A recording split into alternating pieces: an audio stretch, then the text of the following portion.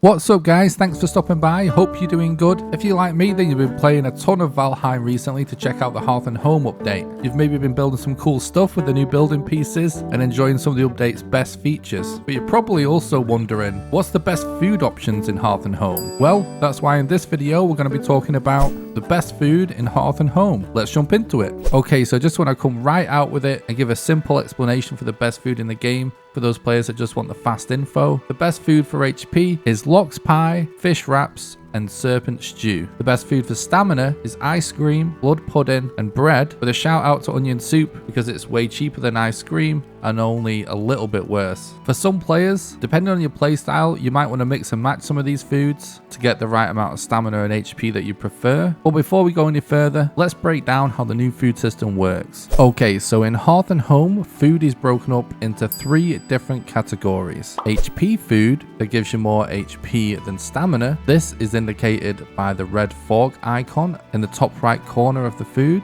Neutral food, that gives you the same amount of HP as it does stamina. This is indicated by the white fork in the top right. And stamina food, that gives you more stamina than HP. This is indicated by a yellow fork in the top right. Okay, so I do realize that depending on where you're at in the game, the best food you currently have available to you will be different. So I will break down the best food in each area and the different recipes. But before we do that, let's talk a little bit about how the food changes affect playstyle. Because of the new stagger meter added in Hearth and Home, shields now work a little differently. The higher your HP, the bigger your stagger meter, and the bigger your stagger meter, the more powerful attacks you're going to be able to block, and the longer you're going to be able to block for during an incoming flurry of attacks. This now means that if you combine high HP food with a tower shield, you can now officially tank in Valheim. With enough HP and a decent tower shield, this strategy, while being a little slow for some, is honestly probably one of the easier ways to play the game that might actually be more approachable for newer players. If you go with purely stamina food, your HP will be very low, so you won't want to get hit, but your stamina will be very high, so you can actually afford to just keep running away or dodge rolling and running back in to get in a few hits and then run back out. This is a little harder to do, but it is almost equally as effective. You're going to want to bear these two playstyles in mind before deciding what kind of food it is you want to run. I will explain more about these playstyles and the new stagger system and shields in a future video, but for now just know that if you don't want to play the tank playstyle or the high stamina playstyle, you are going to have to mix and match HP foods and stamina foods. Something else to note is that the new bukeperries, when consumed, will actually cause your player to start throwing up. Aside from being hilarious,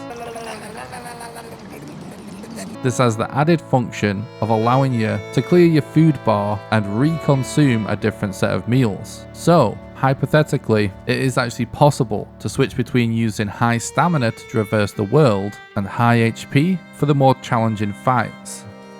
Okay, so before I jump into breaking down the different recipes available in each biome, I want to quickly explain that if you don't have one of these recipes available, that it's either because you haven't yet collected all of the ingredients, or you haven't yet upgraded the Cauldron enough. Hearth and Home added 3 Cauldron upgrades, the first of which is the Spice Rack, which requires dandelions, carrots, mushrooms, thistle and turnips. The second is the butcher's table that requires ancient bark, core wood, fine wood and silver. And the final cauldron upgrade is pots and pans that requires iron, copper, black metal and fine wood. Okay, so Meadows. The best food that you can make with mats found in the Meadows is cooked boar meat, cooked deer meat, and boar jerky. You may also start to find your first bukeperries as you get these from shamans, which will be found roaming at night. For boar meat and deer meat, you obviously just cook them at a cooking station, so the only recipe you need to know for Meadows is it's 1 boar meat and 1 honey to make boar jerky. Cooked boar meat gives you 30 HP and 10 stamina. Cooked deer meat gives you 35 HP and 12 stamina. And boar jerky gives you 20 HP and 20 stamina. Okay, so the food that you get access to in the Black Forest is deer stew, which gives you 40 HP and 13 stamina. Minced meat sauce, which gives you 45 HP and 15 stamina. Cooked fish, which you could get access to in the Black Forest if you happen to find a trader and you buy a fishing rod from him. This gives you 45 HP and 15 stamina. Queen's jam, which gives you 15 HP and 40 stamina. And carrot soup, which gives you 15 15 HP and 45 stamina. Deer stew requires cooked deer meat, blueberries, and carrots. Minced meat sauce requires boar meat, necktail, and carrots. Queen's jam requires raspberries and blueberries. And carrot soup, which requires mushrooms and carrots. Okay, so for the swamp, the recipes that you get access to are sausages, which give you 55 HP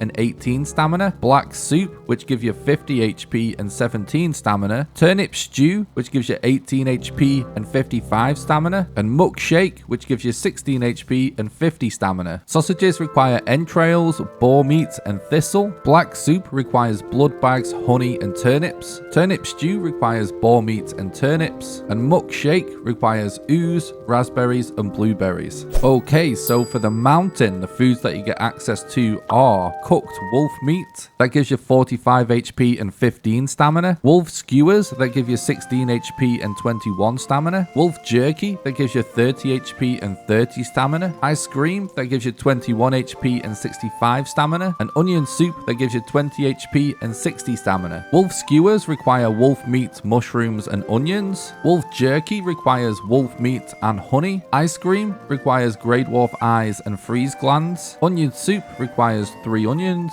and this is what makes it a much cheaper option. Okay, so for the plains / the late game, let's first talk a little bit about serpent meat. Obviously, you can definitely find serpents at any point during the game as long as you're exploring the ocean. So just bear that in mind, that you will be able to use cooked serpent meat slightly earlier if you're lucky enough to have killed some serpents. But it is a late game food just for how good it is.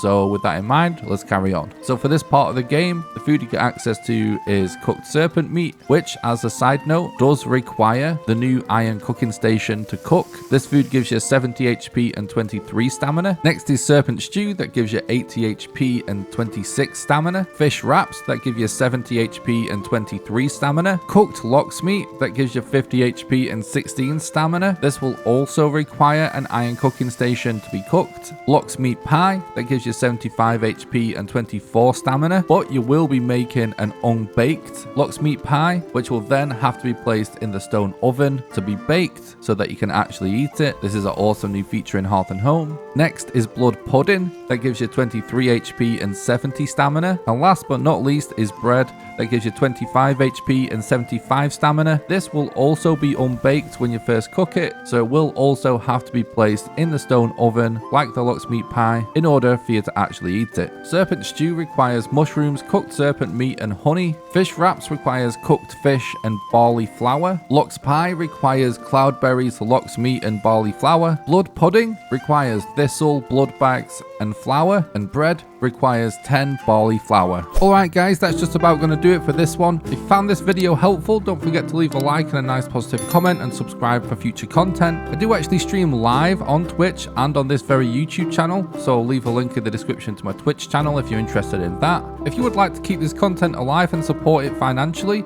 then you can do so on Patreon at patreon.com/nickrawcliffe, and also by doing donations. I'll leave a link in the description to those as well. I hope you enjoyed this video, and until next time, have a good one.